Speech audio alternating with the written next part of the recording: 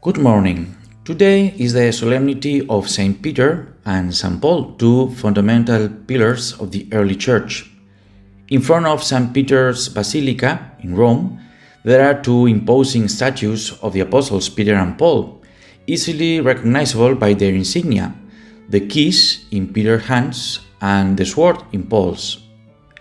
Why are they both celebrated on the same day? Although it's almost certain that both Peter and Paul suffered martyrdom at the behest of Nero between the year 64 and 67, Peter crucified upside down and Paul beheaded, the fact that the two deaths took place on the same day of the same year is highly improbable. It's more plausible that the decision to commemorate the death of Peter and Paul on June 29th came from the desire to convert a pagan feast into a Christian celebration. In fact, June 29th coincided with the feast of Romulus and Remus, the founders of the city of Rome, and probably ancient Christians wanted to pay homage to the two founders of the church on the same day, as if they wanted to celebrate the birth of a new Christian Rome. Peter and Paul have in common that they both share martyrdom in Rome, but they also had to deal with some conflicts in their relationship.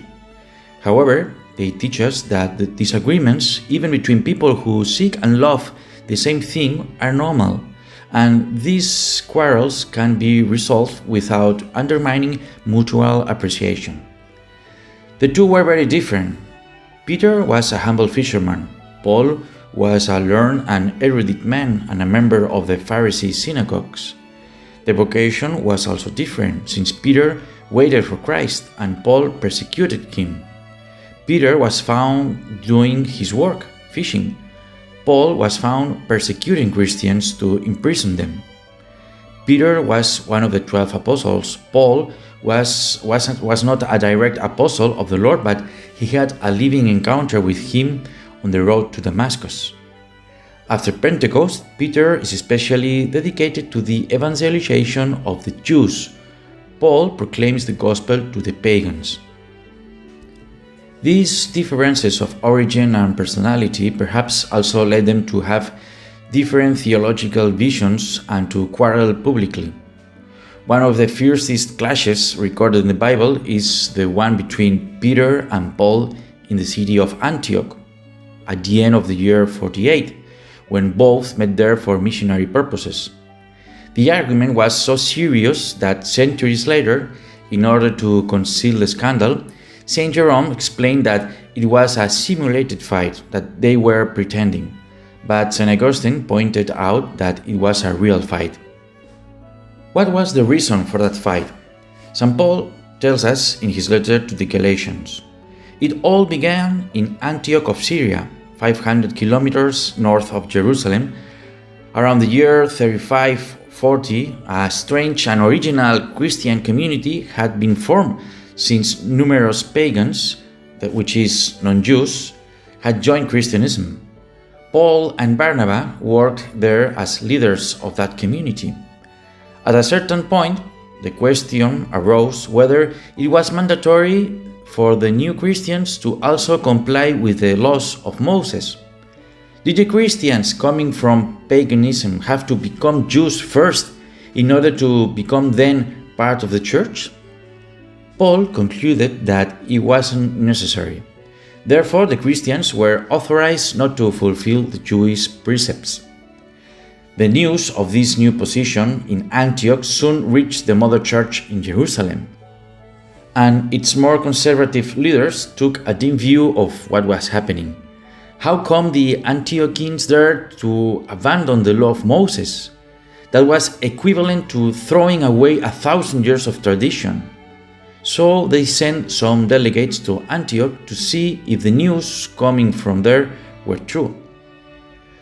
Paul was annoyed by the arrival of these envoys to such an extent that in his letter he calls them intruders, false brothers, infiltrators, and spies.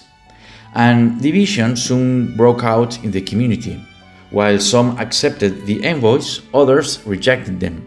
The two groups of Christians began to look at each other with distrust, and a complex climate settled in the once happy Antioch. To end the tensions and clarify the issue, the Antiochians decided to send a delegation to Jerusalem, consisting of Paul, Barnabas, and Titus, to discuss the matter with the apostles.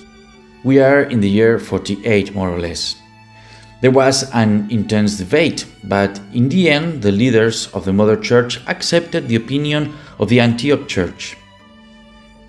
They agreed that Paul and Barnabas would continue with the mission in Antioch, evangelizing the pagans, without obliging them to be circumcised or to fulfill the Jewish law, while the Christians in Jerusalem would continue to dedicate themselves to the mission among the Jews. Shortly afterwards, Peter visited Antioch and was able to see the successful work that Paul and Barnabas were doing there. He saw how the community had grown and how the brethren lived free from all uncomfortable laws, very different from Jerusalem. He felt so much at home that he joined the lifestyle of Antioch. But then tragedy struck. Some Christians from Jerusalem, belonging to the more hardline wing, arrived in the city of Antioch, and seeing Peter's free behavior, eating with pagans, accepting all kinds of food, and living without subjection to the Jewish law, they became annoyed with him.